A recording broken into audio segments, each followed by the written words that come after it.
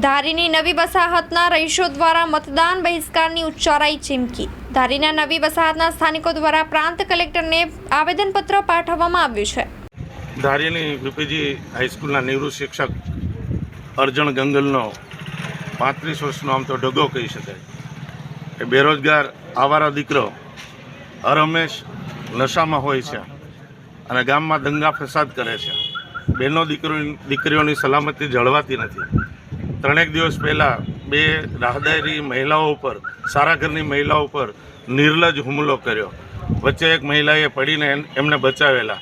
આ માણસ હરહંમેશ શહેરમાં દંગા ફસાદ કરે છે, ગુંડાગીરી કરે છે, બહેનો દીકરીઓની છેડતી કરે છે, સલામતી જળવાતી નથી અને આના વિરુદ્ધમાં કોઈ કાર્યવાહી થતી નથી। લોકો એનાથી ત્રાહિમામ છે।